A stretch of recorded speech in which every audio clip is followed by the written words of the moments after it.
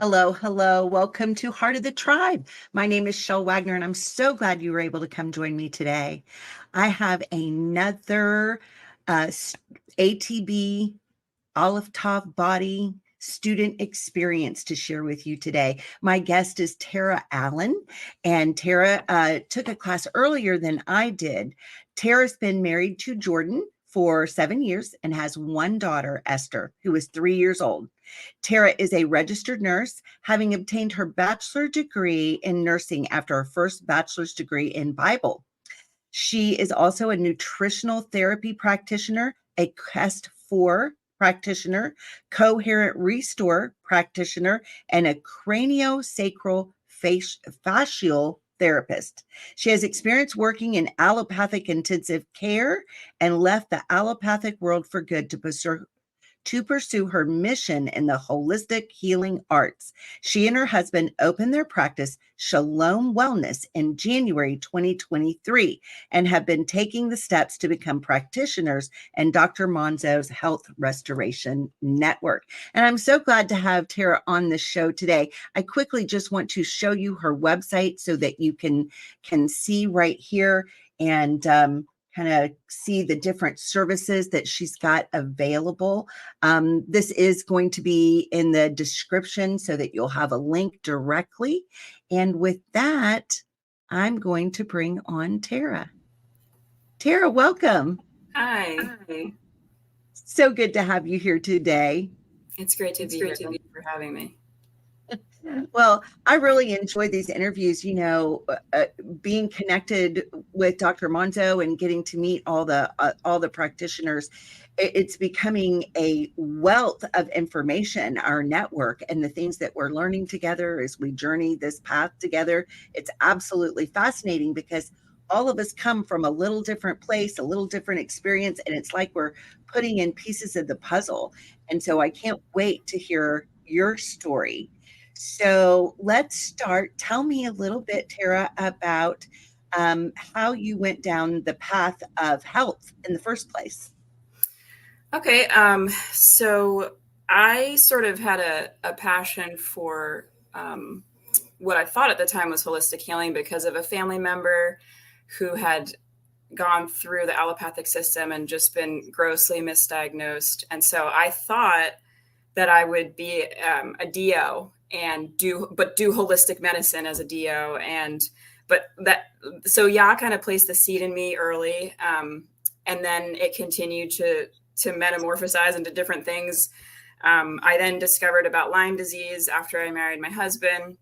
And I sort of discovered that whole world of alternative medicine and stealth infections. And then I realized, okay, no, I'm switching my focus. I don't have to be an MD to help people in the way I feel called to.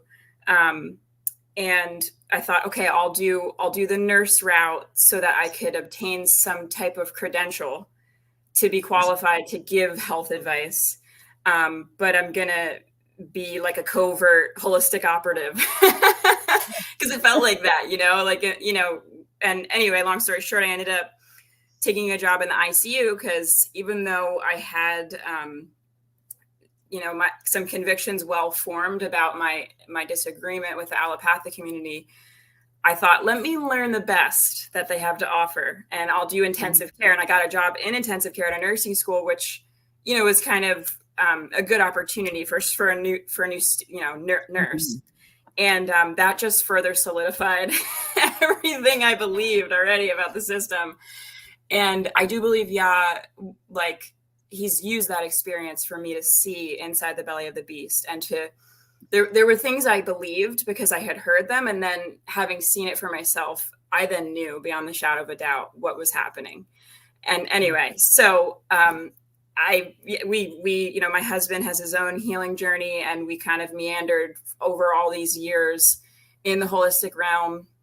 And so it's a little bit of both personal loved ones, experience with chronic illness, and then just whatever, I guess, put in me to want to see that restoration take place for people. Yeah, I find it fascinating because I know that Lyme and mold present with a lot of the same symptoms, a lot of the same issues that go on in the body. And, one of my frustrations trying to figure out before I went for anything that would have been considered alternative functional medicine doctors, integrative physicians, things of that nature, I went through the normal mainstream medical until I got all the way to the rheumatologist. And they basically said, you have fibromyalgia and maybe you're crazy. So, because, and I think it was, yeah, I think it's because you're come in and you're dealing with an illness that affects every system of the body, and you used a term that I hope you'll explain for us. Stealth. You called something with stealth. Yeah. Explain. So it means hidden. So it's not detected by the body. In the Lyme community, they say it's biofilms, which I'm sure do play a part, but the biofilms kind of sequester the pathogen so that you can't pick it up on testing, right? On traditional testing. We now know because of Dr. Monzo's work, obviously there's a whole nother layer where they're turning off the light genes, and then the bodies can't pick up on it. It can't see it in the body. So yeah, it's fascinating. And we were talking kind of pre-show about the fact of like with my journey, having so many genes turned off, and the fact that, through what Dr. Monzo is doing, being able to actually turn the genes back on, and that most people don't even realize it can be done. Right. It's incredible. It really is incredible. God's so good. He really is. So in your journey, tell me about the other different modalities you've learned, because I'm looking here at your website and oh my goodness, you've got the craniosacral fascial therapy. You've got the KEST-4 bioresonance scanning. Of course, the olive top body, which is one of the things we're talking about too, but the applied kinesiology autonomic response testing. I'm not quite sure. You'll have to fill me in on some of these things. Sure. Yeah. It's so funny because it actually so this will tie in well with how I discovered Dr. Monzo. So, I had been aware of some of these things for a couple of years, and there's stories I can go into about each one, but I'll give the story of how it leads to Dr. Monzo. So in 2022, what year are we in? It was 2022, Ya told me to take a class in autonomic response testing. So and then this was the beginning of 2022. Autonomic response testing is a form of muscle testing that uses the light field of the body. So it works on the understanding that our cells emit light. They call it photons, but right. It's light, right? Light.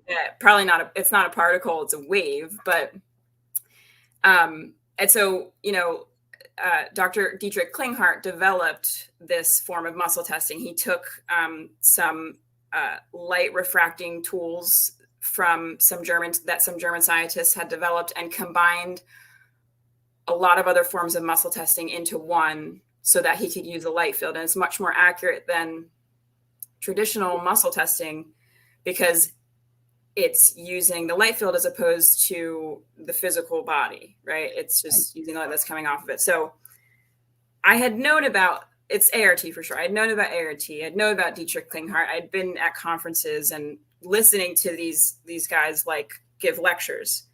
And I was like, oh, one day I'll learn that. Well, 2022, I was like, he just dropped this sum of money in our laps and was like, I want you to go take this.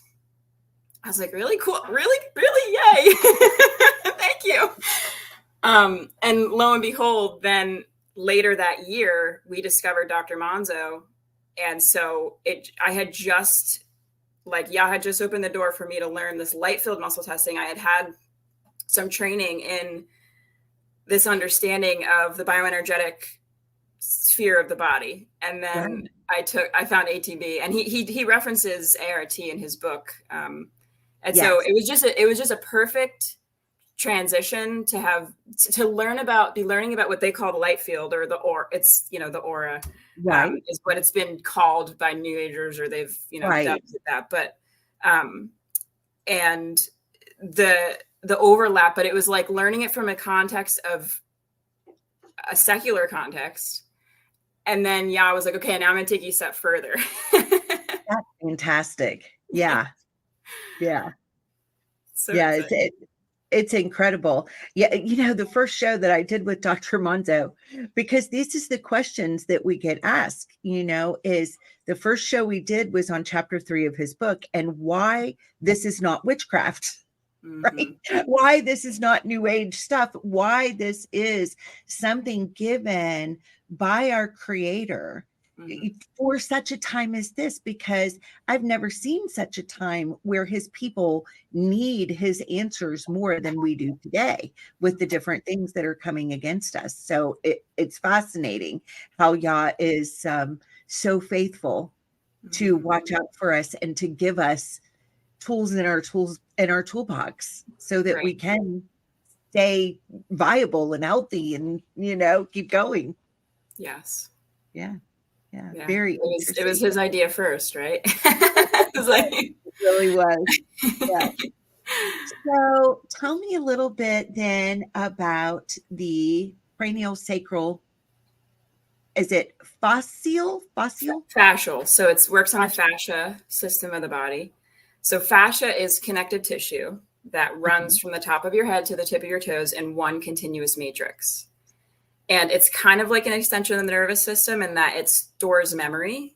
It's very highly comprised of water. So it's kind of like a gel-like matrix. And we know water holds memory, right? Right. But we're not talking about the lymphatic system, are we? No. So the fascial system encases all of our organs and all of our other systems. It's what gives us tensegrity, or like tension in the system, so that we can stand up straight. A lot of people think the bones are what cause us to be able to stand up straight, but it's actually the fascia system that encases everything else that gives us the ability to be upright. Wow. So it's a system that it's literally a matrix, because it covers every other system. It actually covers every cell in our body. So the whole body is connected via this fascia, which makes it a really interesting topic of study. So craniosacral fascial therapy is the combination of craniosacral therapy, which many people are familiar with, and myofascial therapy. And because it treats the two systems as one. It treats the craniosacral system and the peripheral fascial system as one system. And the founder of that therapy, or the pioneer who kind of merged the two disciplines, he posits that the fascia directly, clamps down on the brain cycle. So the brain cycle is a term that describes the expansion and contraction of the brain. Okay.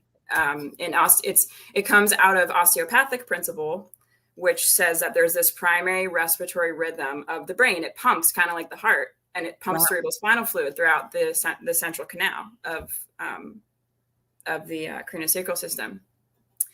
And of course, in class, so the other parting of the seas experience I had in 2022 was told me to take a CFT class, craniosacral fascial therapy, but CFT is easier, rolls off the tongue a little bit more easily. And so, of course, I'm sitting in CFT class. I had just taken ATB class.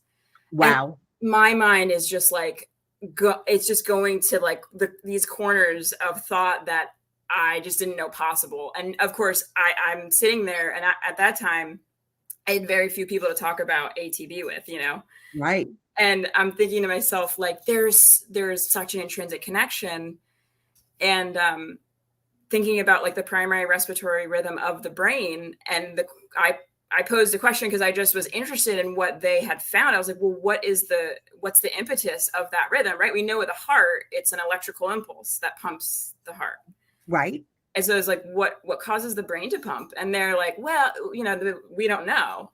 And of course, like, had shown me it's the bioenergetic system of the body that stirs like all of the other functions.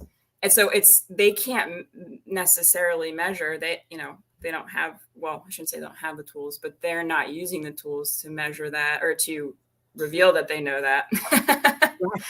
And so it was just the overlap and the ways that everything connects is something only I could do.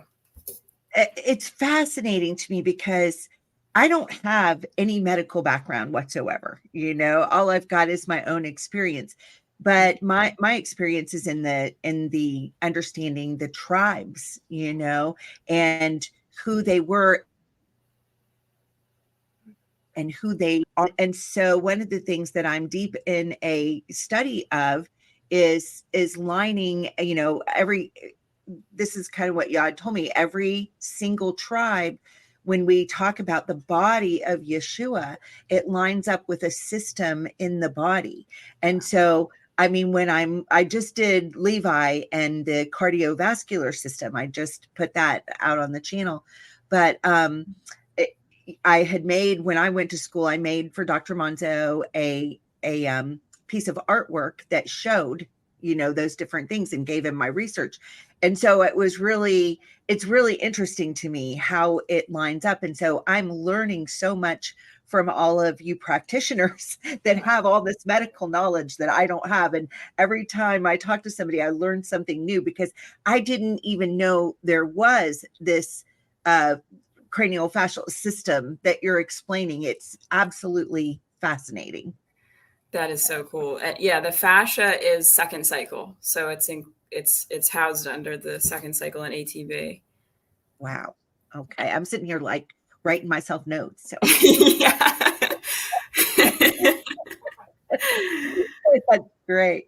So tell me about ATB. How did you stumble upon it? What were your impressions, things that happened in class, anything that you want to share with us about it? Sure. I would love to share how I found it and then how I got there, because it's really a cool story. So I had discovered Morley Robbins in October 2021. And of course, we had been on this healing journey with my husband. And I found the root cause protocol, and I was reading through it, and I was like, honey, like, I think this is really important for you. Like, stop taking the vitamin D, please. Right. We had taken vitamin D, like high dose vitamin D, for years. Right. And so I had to. That was one of the first interview I did with Dr. Monzo. I was talking to him about it. I wasn't even a patient yet. And he's like, stop high dosing vitamin D. Here, watch this video. Let's get this explained to you. And I stopped and I experienced the pain and the letting go of that because I had been on it for years. So my body was adjusted to that permanent steroid that it is, and there is a coming off of it process. Absolutely. Yeah. I know we've all been, so misled as that's the greatest myth in alternative medicine is high dose D and ascorbic acid supplementation. And so we had done all of that, right? That's why there really is like mainstream alternative, versus like true naturopathy, which what right. Dr. Monzo is advocating. And and he said in ATB class, which this was one of the paradigm busters for me, he was like, it's soft, like alternative medicine, a lot of it is soft allopathic. We're just putting Band-Aids of supplements on people's root cause instead of really addressing the root cause, or not really having the understanding of the root cause, which, like the genes.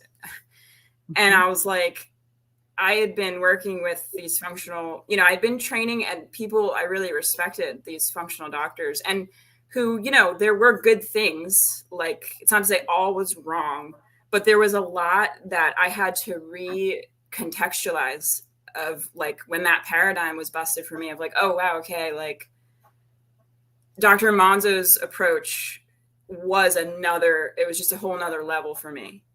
I had believed that we should be sourcing from whole food and like all of that made sense, but I had gone through this evolution in my journey where, we ended up using synthetic supplements. And so Yeah, it was just so interesting. But yeah, so how I found ATB. So yeah, we discovered Morley Robbins, and then I met my good friend Lisa, who we ended up sort of embarking on this journey of discovery together with ATB, and it's just such a cool story. But I shared Morley Robbins research with her, and she goes and looks up Morley Robbins research, and she's like, Tara, like, this is really important. Do you understand? And I'm like, I think I do. And she's like, no, like, it's extremely important. And she enrolls in the next cohort that ended up being the same cohort with Dr. Monzo.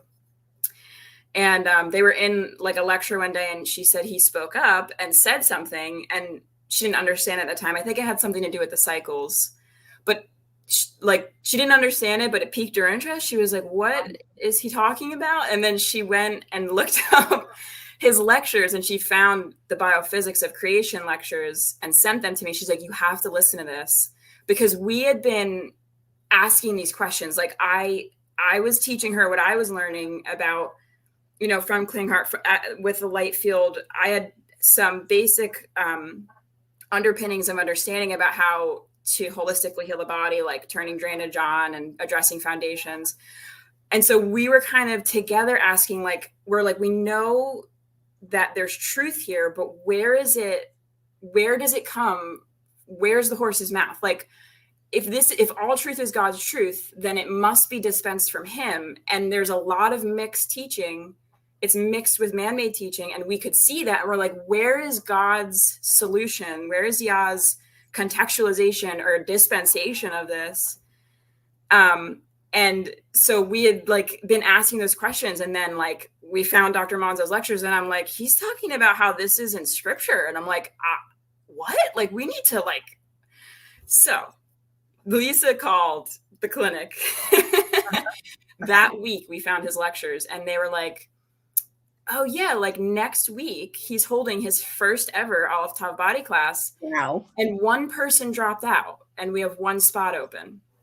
Wow. And Lisa calls me, and she's like, you're supposed to go. And I was like, I can't. That's impossible. My daughter was 1, I think, at the time, and I'm home with her full time. Right. And I was like, that's impossible. I mean, I would love to. And so I was, going about my day, and I remember it distinctly. I was changing my daughter's diaper, and I said to the father, I was like, do you want me to go? And he was like, I'm making a way for you to go. And I was like, how? And he was like, Janet. And I was like, Janet. So I texted Lisa. I was like, who's Janet? And she's like, what do you mean, who's Janet? I'm like, I don't know. I thought I heard him say Janet. I thought that's what I was like, a key. And she's like, she calls me a couple minutes later, and she's like, Tara, she's like, I never would have thought of this. She's like, I have an Aunt Janet. She's the childcare person of my family. Like, I don't know. I'm going to call her. I'm going to ask. I'm just going to see. And lo and behold, 4 days later, Aunt Janet and I met for the first time, got into a car, and drove 7 hours to Ohio. And she watched my daughter for 5 days while I took the ATB class. Wow. That's incredible. When Yah is in it, he is in it.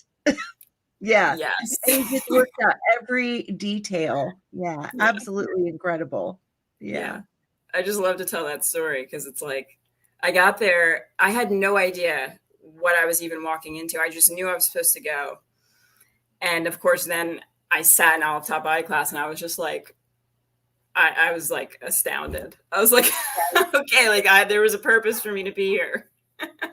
Yeah.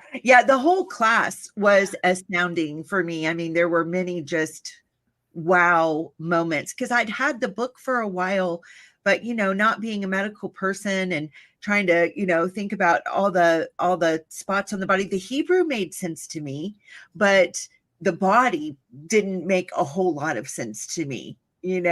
So it was really fascinating. And to start practicing on one another and be able to feel the energy pulsing through your hands and learn that we've got a positive and a negative, and that what Yah put within us for the laying on of hands specifically. It's astounding. What were your, like impressions when you started seeing this and feeling it and practicing it? Yeah, I think the initial thought when he said that was an energetic pulse was, oh, I had felt that before, but I always thought it was an arterial pulse. I thought it was a physical arterial or venous pulse. And so that was like so mind expanding, because it's like, oh, it's an energetic pulse. Wow. Okay. Yeah. And when I teach clients, like I do an ATB skill transfer session where they can learn just the practical of how to just apply ATB. They can buy the book and then I'll teach them, okay, this is just how you do it. That's awesome. And I'll often be like, yeah, you feel that too. Like people are like, it's the same thing. Like they felt the energetic pulses, but they didn't know they were energetic pulses. Yeah. Yeah. So that was cool. Big takeaways from the class. By far the biggest paradigm like shift for me. First of all, I didn't have the understanding on the Hebrew language. So that was incredible. And the depth to it was, I mean, I that class changed my life forever. Yeah. But even more than ATB, like I knew that our bodies were capable of healing. I had been familiar with the King method. And I had known about the King Institute and that there were certain holds you could do for heart attacks and things. So it was a very much a deepening of my knowledge there, but it wasn't like a shock. The shock to me, and this might sound funny, but I like Torah observance was the biggest paradigm shift for me. I went there as just an evangelical with a sort of charismatic. I wouldn't say evangelical. I would say we were more in the charismatic Pentecostal. We started Baptist, and then we went to the evangelical. Then we went to more Pentecostal charismatic. And that's where I was very much in seeking churches that believed in the gifts and that taught from that perspective. So to learn about Torah observance, that was the biggest paradigm. Like I left there, there was so much more I didn't know than that I knew. And it really was like a faith crisis of sorts, but in a good way. Because I came out of ultimately knowing more of the Father, but I left feeling like there was such an emotional whiplash. Yeah.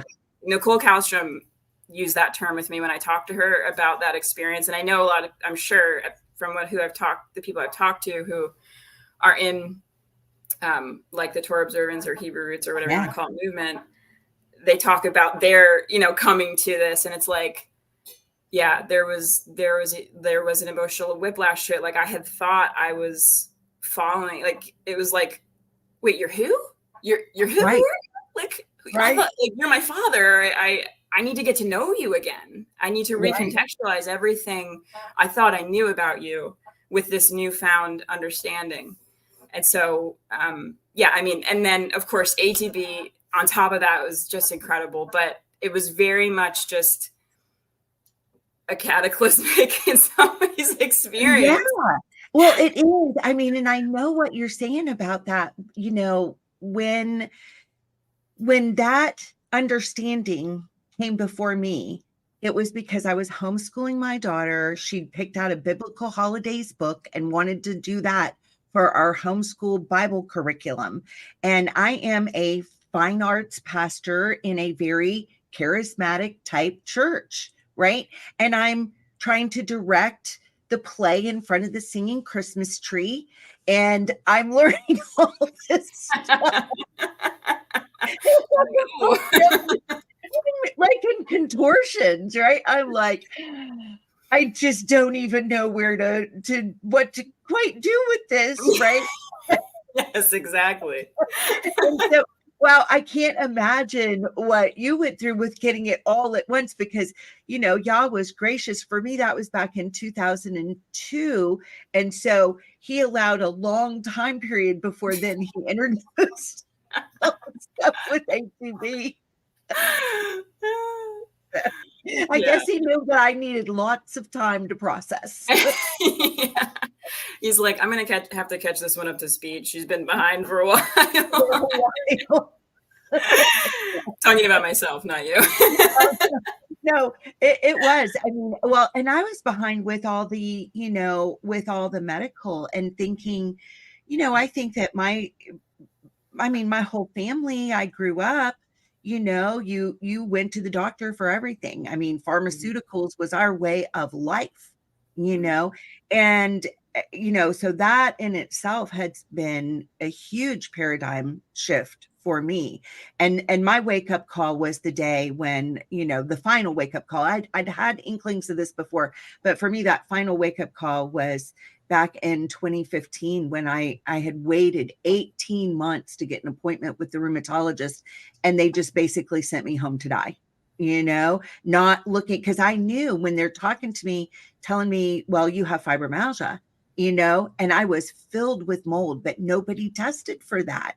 And I knew by that point, when I went home, I started digging myself, and I'm like, okay, listen, this is either got to be Lyme or mold. I was really leaning towards Lyme because I had been bitten by a brown recluse and had the bullseye. And at the time, even in the functional medicine, they did not think that brown recluse spiders could carry Lyme, but it has come out that they most certainly can, And so, I mean, I had all that going on, but I had to use all my research skills to even begin to try to find out, where do you even go? If you're not going to, the doctor that's part of your HMO, where do you go?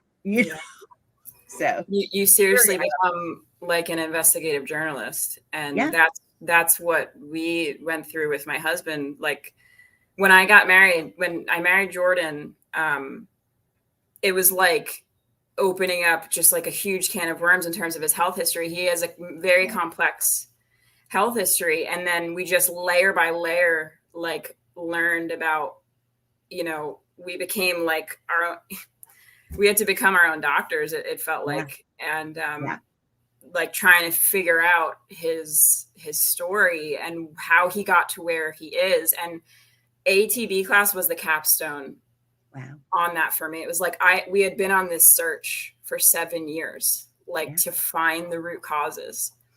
And the other part I didn't share that I'll share now is we had gotten him relatively stable. Like when we got married, he was on 10 pharmaceutical medications, and we had gotten him down to 3.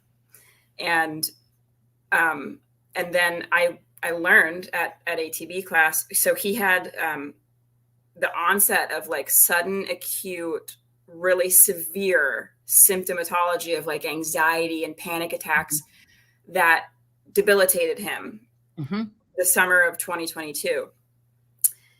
And so we had been like praying incessantly and just worshiping and like crying out day and night. Like he was on the couch, he couldn't function. He didn't know how he was going to go back to work. He's a school teacher, so he was on summer break. And it was literally like, we don't know how he's going to go back. And in the middle of that is when the Father led me to ATB. And when I was there, the light bulb went on that that symptomatology where he became debilitated coincided with them turning on 5G. Yes. And so we had been crying out for the answers, and it literally felt like the Father picked me up by the scruff of my neck and dropped me in Medina, Ohio. Right. And then it was like, okay, this makes complete sense. Like he was completely stable and fine, and out of nowhere became debilitated with these central nervous system issues and symptoms of no apparent known origin. And of course, when we did eventually get him scanned with Monzo, he had SNPs in all 6 cycles of methylation. So it was very severe. I don't know how many genes he had turned off. I would love to know that, because I don't know if that was, I don't know if Dr. Monzo just didn't share it or if his testing, I'm sure his testing showed it, but it just wasn't something that I remember him saying how many genes. But I remember him saying he has all 6 cycles, like SNPs, meaning it's severe because like there's some impairment in every cycle of methylation. Wow. So of course, everything at that point then made complete sense for the first Yeah. time. Yeah. And, I think it's been eye-opening to me as I've gone in this journey, and I've talked to Kim, and I've talked to Davey, and I've talked to the people at the clinic, I've talked to other practitioners, how much our, how much the traumas that we've endured, how many stuck emotions get stuck and they affect the organs and the systems and how it all just works together. I just find it fascinating. I keep going back to my thoughts on, what part does epigenetics play in all this? I didn't know if you had any thoughts on that. I know I'm just kind of throwing stuff out there, but. Well, that's a loaded question. No, that's a great question.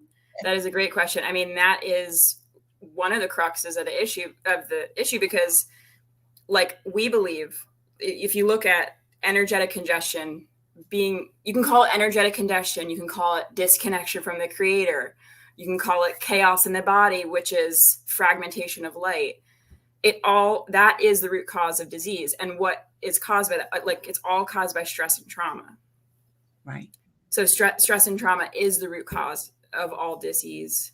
And so I think that, I mean, I'm not, I'm definitely not the expert on epigenetics, but I think that with what we know now, we know that our thoughts, our heart, like the vessel, like the instructions of Yah, like they lead to life, and it's to keep our vessel clean so that we can have coherence with him, so that we can have life. It's everything. Yeah. It's like, yeah. I don't know how we can understate the epigenetic piece, because it really is inextricably linked to how we're living, what we're thinking, what we're speaking. Right. It's like, I've been listening a lot to Dr. Laura Sanger, and she has just an amazing exposition on the epigenetics. And I don't know if you've read her book, or no, I think because you've interviewed her. Yeah, I'm sorry. Yeah. I mean, that right there is an incredible exposition when you look at the epigenetics and how much it really does govern the expression of the genetic material. It's like that's pretty much the key. And so it's just really, really fascinating. It is absolutely fascinating. I know one of my favorite books is Dr. Carolyn Leaf, Switch on Your Brain. And she really goes into that. And I love how she explains it like it's almost like a zip file, And I mean, I look at that and the first verse that comes to mind is, I've set before you life and death. I would that you choose life, like free will, choices, and what we choose to set our course, Yeah, it's really interesting, and how much that plays a part in the light that we are able to absorb from the Father, as light. Am I putting that right? I mean, I'm just kind of like wrapping my brain around it.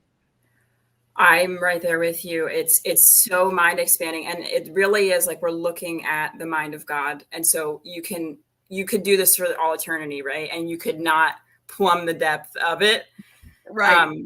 But I think one of the things that the Father, like I had been thinking through since we've had these experiences over the past, like over a year, is about this whole trauma, stress piece and how that leads to epigenetic mutations, and thinking about trauma being any perception of ours that's outside the perception of God, or like any internalization that we have that's outside of his thoughts about it. Right. Because that ultimately is like that is what his thoughts are, reality. And so if we're thinking outside reality, then we're entering into fragmentation or disconnection. Yeah. Like if, this whole shalom, I'd heard in a couple of your other interviews about how you guys talked about the definition of shalom that was shared in ATB class. Right. And like that was another seminal moment for me, because so many of those happened. Right. Yeah. Yeah. Go ahead. Yeah, it's Tammy Sorensen and I are getting ready to start a series on that, and she was kind of, there's certain people. I mean, you guys are so smart, and you guys start talking, and I'm just like, okay, I have to take notes because this is so interesting, and it's stuff I don't know, and I'm trying to figure out, and so she was kind of talking about that, about our thoughts and how it can, if they're not, if we're dwelling on something that is not truth, that it brings down our frequency, right? Which affects every organ, every, because it does affect everything about us. It affects our health. And people just haven't put that together, that, I was thinking about this with even like accepting the forgiveness that we've been given, right? Because he makes a way for us, and he translates us out of that kingdom of darkness and into the kingdom of light, and we don't do anything to deserve it, but we come to him and we accept. But when the enemy comes back and he's shooting those arrows and he's trying to drag us back into that lower frequency of death, saying, well, don't you remember what you did, or don't you remember this, and get us off into that, rather than we've been set free. Right. And we're different, Right. And how much it affects you physically. I think it opens doors for darkness. Yes. Right? I agree. I mean, Caroline Leaf is the one who describes it as the science of renewing your mind. Yeah. And it really is, like, there's a reason the scripture, talks about like keeping your vessel clean. It's to keep defilement out. Right. So because that there is like very much a choice factor in that. It's like our responsibility in tandem with the Spirit's help, to do that work. And salvation is free, but sanctification is, it's discipline. It's disciplined effort. And to take our thoughts captive is an intentional, it's a discipline that we get to develop. It doesn't happen by osmosis. No. And so it happens in the school of hard knocks, doesn't it? Yes. Yeah.